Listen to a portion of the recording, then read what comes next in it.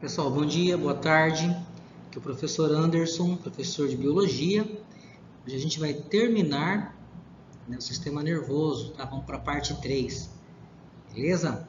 Então, bora lá.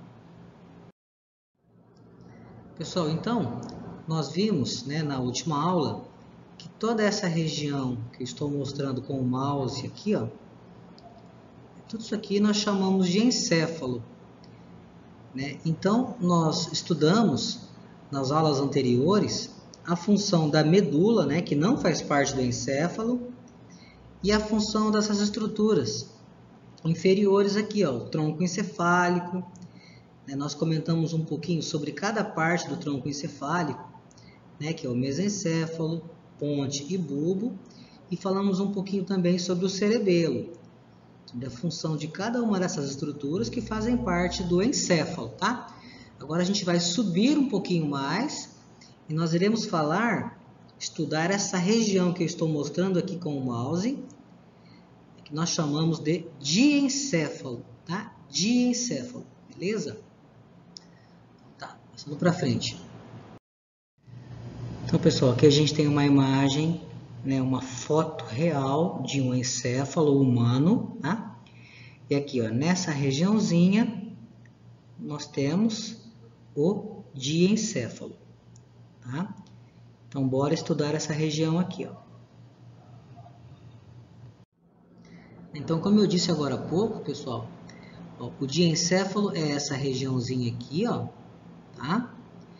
E ela é formada por 4 partes, tá? Subdividida em 4 partes, né? Repetindo, então, tálamo, tá?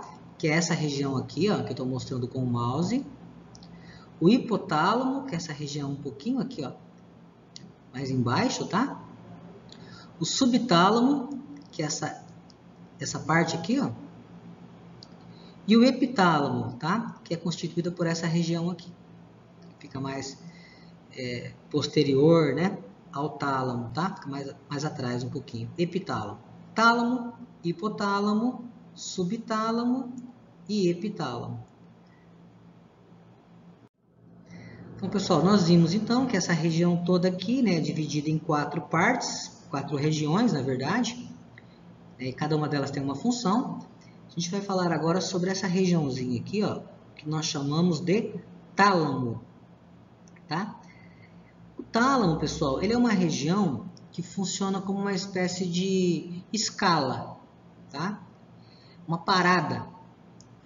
Então, por quê? Todos os impulsos sensitivos, as sensações que chegam do nosso corpo, que chegam na medula, tá? Pelos neurônios sensitivos, essas sensações elas sobem pela medula, passam pelo tronco encefálico, tá?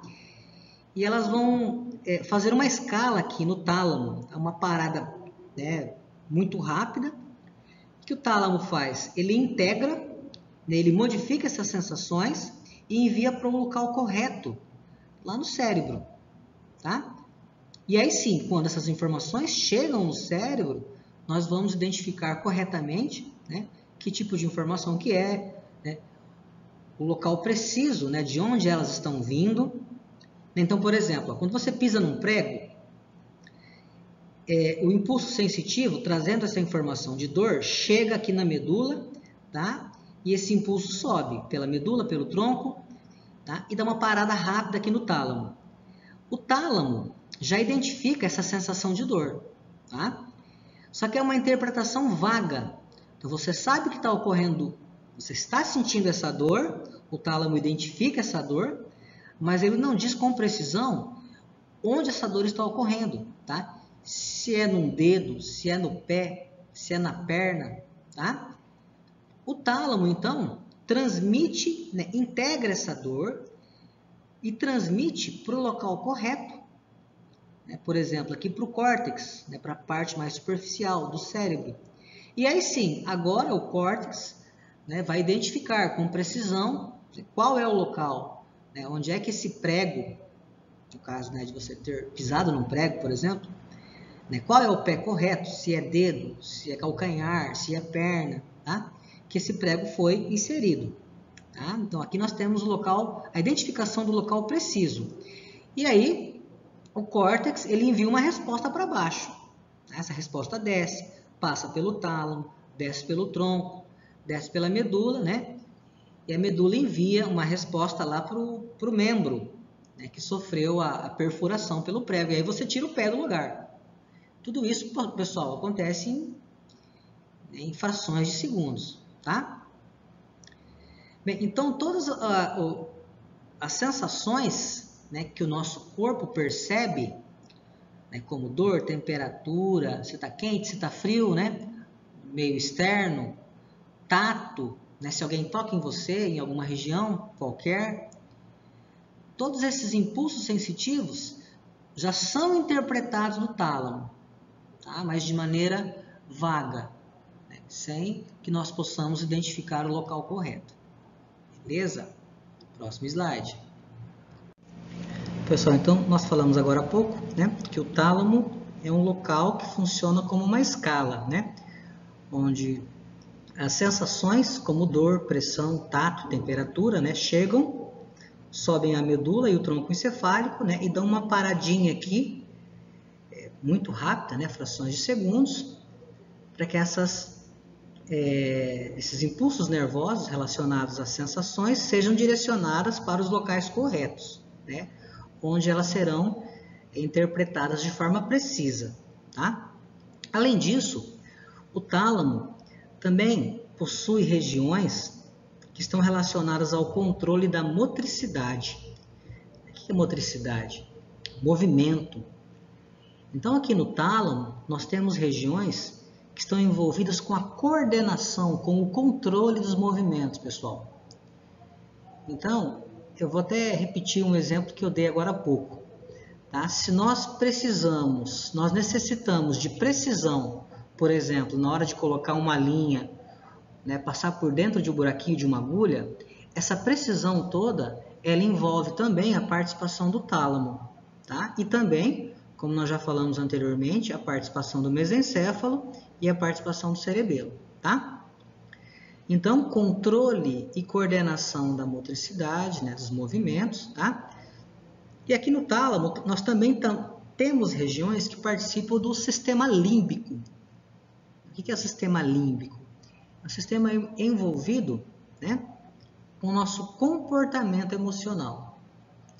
Então, no tálamo, nós temos regiõezinhas que são envolvidas, né, com as nossas emoções. Beleza? Então, olha só, pessoal. Aqui nós temos, então, o tálamo, né, que nós acabamos de falar. E aqui nessa região, um pouquinho mais abaixo, ó, nós temos uma segunda região do diencéfalo, também muito importante, que é chamado de hipotálamo. Né? Hipo significa que está abaixo, tá? Abaixo do tálamo, hipotálamo. Então, aqui nós temos o tálamo. O tálamo, ele é separado do hipotálamo pela presença de um sulco. Não sei se vocês conseguem enxergar aí, né, corretamente. É um sulco aqui que eu estou mostrando, ó, com o mouse, que é chamado de sulco hipotalâmico. Tá? Acima do sulco nós temos o tálamo. Abaixo do sulco nós temos o hipotálamo. Beleza? Próximo slide. Aqui nós temos mais uma imagem, né, de ressonância agora, né, mostrando para nós, ó, né, uma região, essa região do diencéfalo é composta então, ó, pelo tálamo, né, um pouquinho mais abaixo, o hipotálamo, tá, pessoal?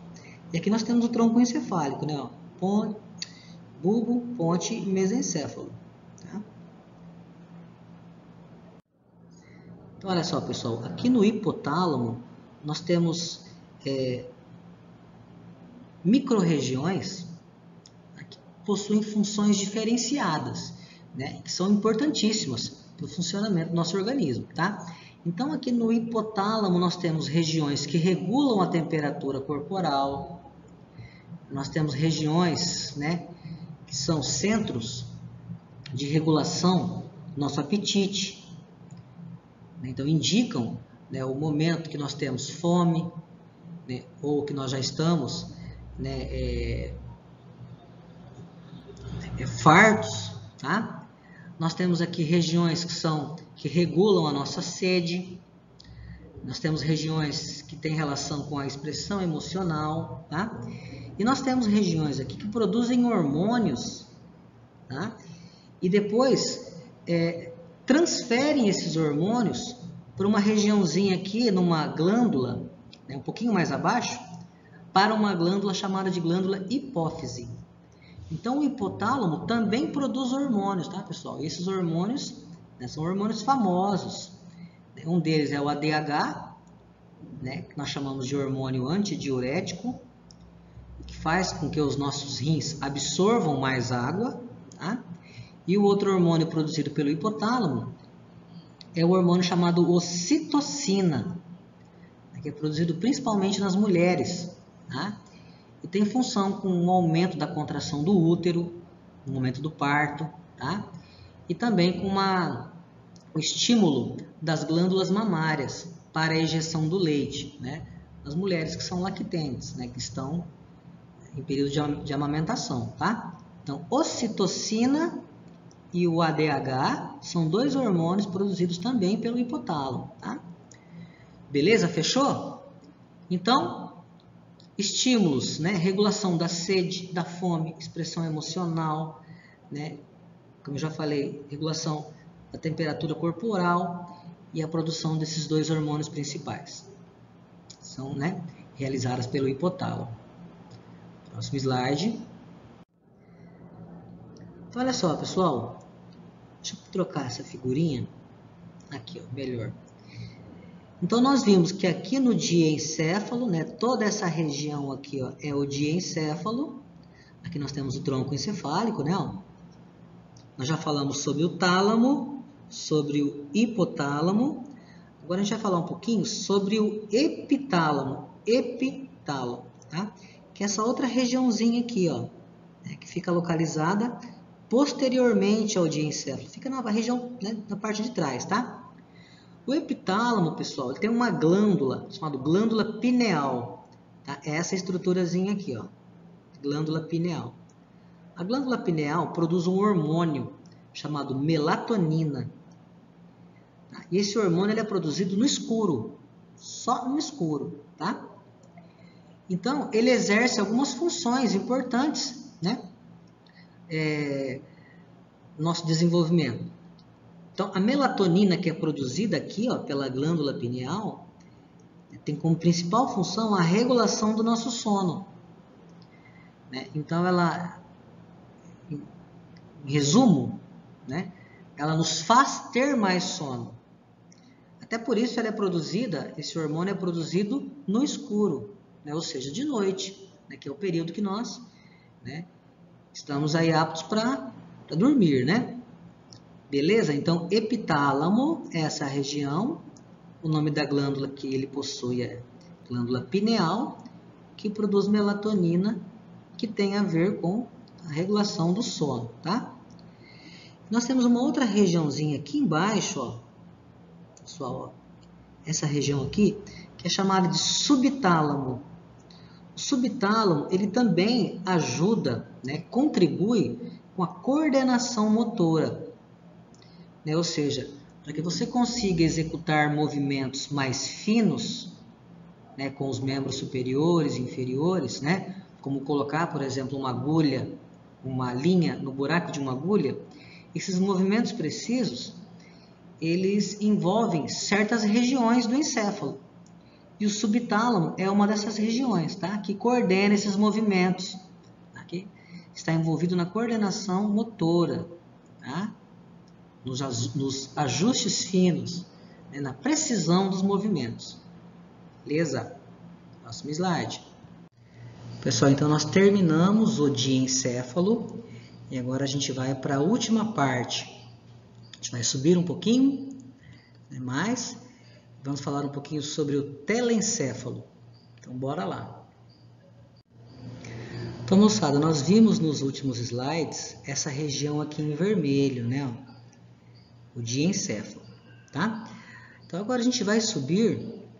Nós veremos, então, a última parte, que é essa parte aqui em azul, ó, né, que é chamada de telencéfalo, tá? Telencéfalo, ou cérebro, tá? Propriamente dito.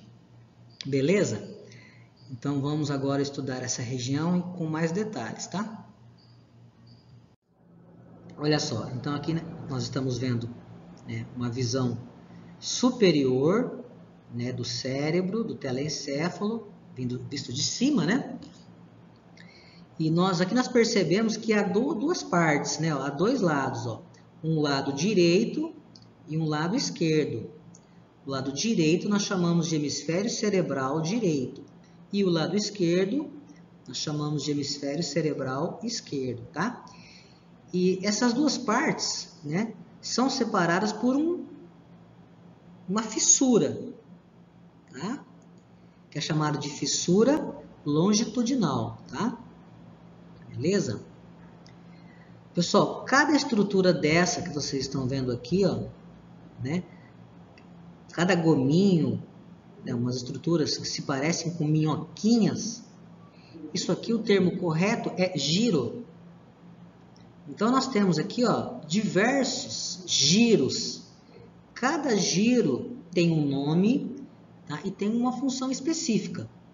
Beleza? Mas só que nós não vamos entrar nesse detalhe, tá? Porque nós iríamos ficar muito tempo, né? E não é o objetivo do ensino médio, tá? Então, bola para frente. Então, pessoal, aqui nós temos uma imagem do telencéfalo, né? Do nosso cérebro. Ó, percebam, né, que ele foi colorido, né? Com 5 cores diferentes. E essas cores identificam 5 regiões, tá? 5 partes diferentes do nosso telencéfalo que são chamadas de lobos. Então, nós temos aqui, ó, um lobo que fica na região anterior, né, que é chamada de lobo frontal, tá? Frontal. Tem esse nome por quê? Porque aqui nós temos um osso do crânio, que é chamado de osso frontal, né, que protege essa região toda. Tá? Um pouquinho mais atrás nós temos o lobo parietal, né, que também é protegido pelo osso parietal. Mais lateralmente nós temos o lobo temporal. Tá? E posteriormente nós temos aqui, ó, o lobo occipital. Aqui, ó, entre o lobo frontal e o lobo temporal nós temos um sulco. Se esse sulco aqui for afastado, nós conseguimos encontrar mais internamente, né, escondidinho, o 5º lobo, que é chamado de lobo da ínsula. Beleza? Tá? Então, né, para resumir, nós temos então 5 regiões no telencéfalo, né, que são chamadas de lobos. Beleza? Então, olha só, pessoal, cada um desses lobos possui uma função, né, importante para o desenvolvimento do nosso organismo. Então, aqui, por exemplo, esse lobo que eu estou mostrando em vermelho, né, o lobo frontal, ele está relacionado ao raciocínio. Né? Então, pessoas que sofreram uma lesão nessa região, né, do lobo frontal, um acidente, por exemplo, né, não conseguiam mais realizar cálculos matemáticos, cálculos simples, né? 2 mais 2, por exemplo. Tá? Essa região aqui que eu estou mostrando, a região parietal, é uma região que está envolvida na recepção, tá? E na compreensão de sensações, né? Como dor, como tato, impressão, temperatura. Tá? Então, todos os impulsos, né, nervosos sensoriais são interpretados aqui na região parietal, né, principalmente nessa regiãozinha aqui, ó, que estou mostrando para vocês. A região temporal, ela está envolvida com a audição, né, com a fala. A região occipital, que é essa região aqui atrás, né, ó, posterior, está envolvida com a visão, beleza? Né? O lobo da ínsula está envolvida com o sistema límbico, né, emocional. Tá? Então aqui, né, falando de forma resumida, algumas das funções dos lobos. Beleza?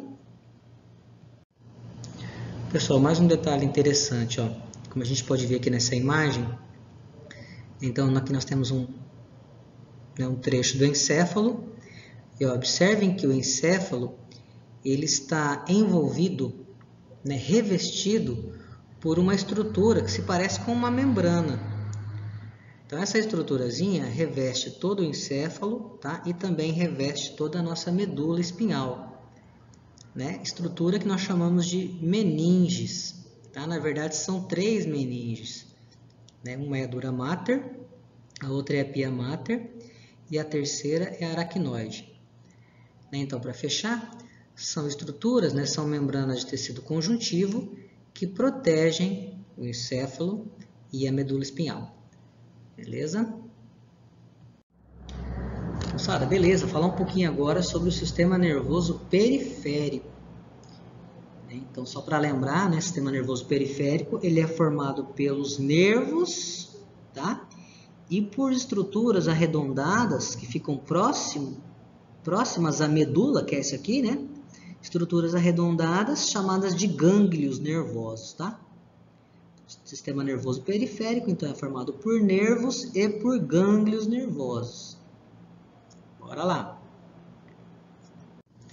Pessoal, então, como nós falamos agora há pouco, o sistema nervoso periférico é formado por nervos.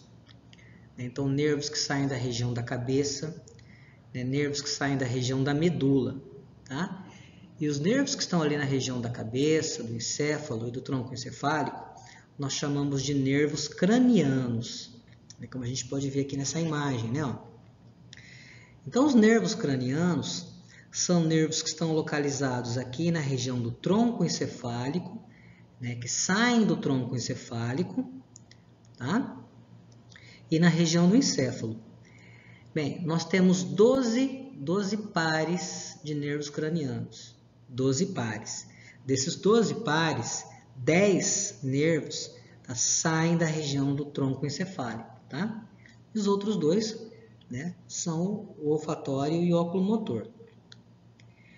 Bem, pessoal, aqui entre esses nervos cranianos, nós temos nervos que têm função apenas motora, nós temos nervos que são apenas sensitivos, e nós temos nervos que são mistos, né? Que levam e trazem, né? Estão relacionados com as duas funções, motora e sensitivo, tá? Bem, então olha só. Grande parte desses nervos inervam estruturas, né? E órgãos que estão na região da cabeça, tá? Como a língua, como os olhos, né? Então estão relacionados à movimentação dos olhos, à sensibilidade, né, ao movimento da língua, aos músculos da face, à sensibilidade da face, né, a músculos do pescoço, tá? E também inervam alguns órgãos internos, tá? Então, o nervo vago, por exemplo, ó, então ele sai da região do tronco encefálico, mas ele inerva alguns órgãos ali do nosso tórax, tá? Beleza? Então tá, 12 pares de nervos cranianos, tá? Só para relembrar. Pessoal, então, fazendo parte também do sistema nervoso periférico, nós temos nervos que saem da região da medula, tá? E não mais do tronco encefálico.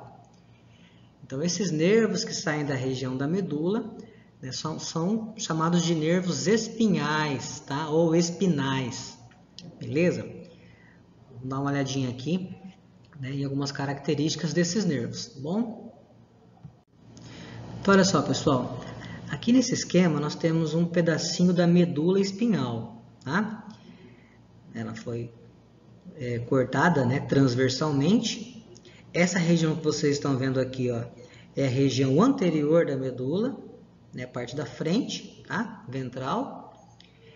E aqui nós temos a região posterior, a parte dorsal, né? A parte de trás da medula. Vocês lembram das aulas anteriores que nós vimos que na região anterior da medula, né, nós tínhamos corpos de neurônios, né? E esses neurônios enviavam axônios, fibras, né? Ou axônios motores, também chamados de eferentes. Então, esses axônios, eles inervam, né, músculos, glândulas, órgãos, tá? Então, são neurônios motores, são axônios de neurônios motores, tá? E na região posterior da medula, nós temos axônios, né, que na verdade que chegam trazendo informações sensitivas, sensoriais de todo o corpo, né, como temperatura, dor, pressão, tato, tá? E olha, vocês percebam que esses axônios, que essas fibras nervosas, né, sensoriais, né, que chegam na região posterior da medula, essas fibras sensoriais, elas acabam se unindo com as fibras motoras que saem da região anterior, ó, dentro de uma única estrutura, de um único nervo. Ó, percebam aqui, né? Ó. Então, moçada, nervos que carregam, né, que possuem em seu interior axônios motores, né, fibras nervosas motoras e também fibras nervosas sensitivas sensoriais, esses nervos são chamados de nervos mistos. Então, todos os nervos espinhais são nervos mistos, tá? São nervos mistos, então, por quê? Porque no interior desses nervos nós temos fibras motoras, axônios motores, né? E fibras e axônios sensitivos. Beleza? Próximo slide. Então, pessoal, ainda sobre nervos espinhais, tá? É importante, né, nós sabermos que há 31 pares de nervos espinhais. Tá? 31 pares. Esses nervos, eles saem da medula, tá? Ali na região do pescoço, né, que são nervos cervicais, saem da medula na região do tórax, né, que são nervos torácicos, né, saem da medula da região lombar, saem da medula da região sacral, né, que é um pouquinho mais embaixo, ali próximo da pelve, do quadril, e também nós temos um par que sai da região do cóccix, tá? Ou cóccix, beleza? Então, são 31 pares ao todo, tá? E esses nervos são nervos mistos, né? Ou seja, são nervos que levam informação, né, para músculos, para glândulas, para órgãos internos, né? São nervos motores e também são nervos sensitivos, que trazem informações como dor, pressão, temperatura, né? Tato, de órgãos, né? De glândulas para a medula, para o sistema nervoso central, né? Chegando na medula. Beleza? Então, tá, bora lá. Pessoal, vamos falar um pouquinho agora sobre o sistema nervoso autônomo, né, abreviado como SMA, tá? Que também faz parte do sistema nervoso periférico, beleza? Bora lá. Então, olha só, pessoal, o sistema nervoso autônomo, né, como o próprio nome diz, né, auto significa por conta própria, né, por si mesmo, né, ou seja, é um tipo de conjunto de nervos, tá? Que exercem as suas atividades, as suas funções por conta própria, né? Ou seja, de forma involuntária, né? Nós não conseguimos ter o controle sobre esses nervos, tá? Por conta própria. É por isso que ele é chamado de sistema nervoso autônomo, tá? E também é conhecido como sistema nervoso visceral. Por quê? Porque são nervos, né, que inervam as nossas vísceras, né, os nossos órgãos internos, né, como o pulmão, coração, estômago, intestino, né, os nossos vasos sanguíneos. Então, todas essas vísceras, todos esses órgãos trabalham, funcionam, né, sem assim, a nossa vontade voluntária, né, devido à inervação por esse sistema nervoso autônomo. Tá? Então, de novo, é um conjunto de nervos. Tá? E olha, aqui nós temos algumas funções, né, que são exercidas por esse sistema nervoso autônomo. Contração da pupila, né? Ele comprime, né, os brônquios ou relaxa os brônquios, né, que estão lá no interior dos pulmões, né? aumentam ou diminuem a frequência cardíaca, né? Aumentam a motilidade, né, do estômago, intestino, dilata, né, ou contrai os vasos sanguíneos, beleza? Então a gente vai dar uma olhadinha, né, um pouquinho melhor nesse sistema nervoso autônomo agora nos próximos slides. Pessoal, então, olha só, então nós temos o sistema nervoso involuntário, tá? Ou também chamado de sistema nervoso autônomo, né, como nós já falamos. Ele é dividido em dois grupos de nervos. Tá? Um grupo é chamado de parasimpático e o outro é chamado de simpático. Então, quais são as diferenças? Bem, diferenças anatômicas primeiro, tá? O simpático, o sistema nervoso simpático, ele é um grupo de nervos que sai da região do tórax. Ó, aqui eu tenho uma medula, certo? Medula espinhal, tá? Então, um grupo de nervos que sai da região torácica, aqui, ó, da região do tórax da medula, tá? E também do comecinho aqui das vértebras lombares, né, um pouquinho mais embaixo, lombar L1 e L2, né, primeira e segunda vértebra lombar, os nervos que saem dessa região são chamados de nervos simpáticos, tá? E tem algumas funções que nós veremos daqui a pouco. Tá? Agora, existem nervos que saem da região lá de cima, ó, lá do tronco encefálico. Então, nervos que saem dessa região do tronco encefálico, tá? E da região lá de baixo, ó, da região sacral, finalzinho da medula, nós chamamos de nervos parasimpáticos. Ou grupo, né? Ou sistema nervoso autônomo parasimpático, tá? Para significa ao lado. Tá? Então, é só a gente pensar assim, ó. Simpático está aqui no meio. São nervos que saem dessa região do meio, tórax e região lombar, tá? E os nervos que saem da região, né, ao lado disso, ou seja, aqui na região do tronco encefálico, né, lá em cima e lá embaixo, na região sacral, são nervos que fazem parte do sistema nervoso parasimpático. Opa! Pessoal, então nós vimos que o sistema nervoso parasimpático é um conjunto de nervos que sai da região do tronco encefálico, tá?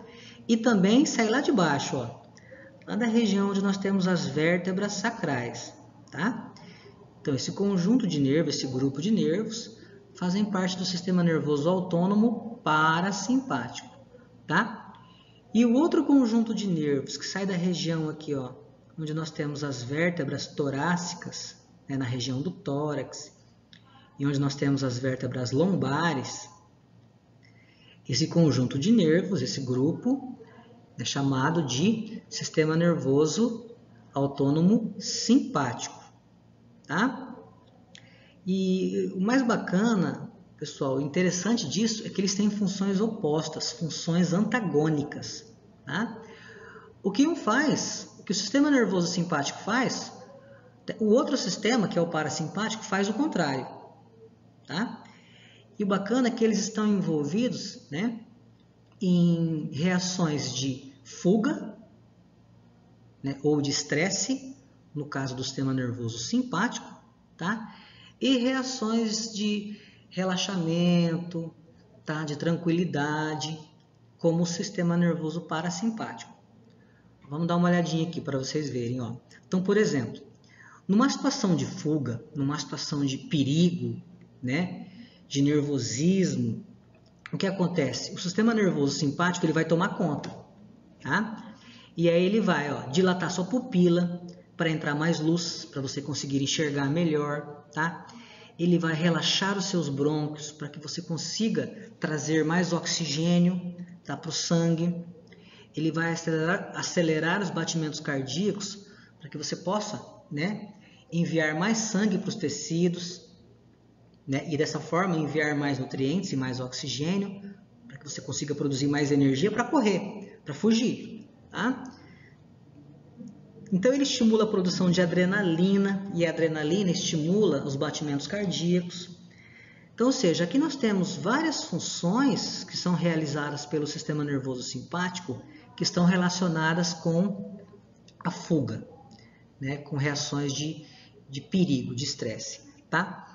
Já o sistema nervoso parasimpático, ele funciona em reações, em situações de tranquilidade, né? Ou seja, exatamente o contrário de que nós falamos agora há pouco. Então, por exemplo, você está tranquilo, né? Acabou de almoçar, né? Está na sua casa, e aí você deita no sofá e vai relaxar, né? Vai fazer ali a digestão. Tá? Nesse momento, o sistema nervoso simpático ele deixa de agir. E aí, o sistema nervoso parasimpático é que vai tomar conta.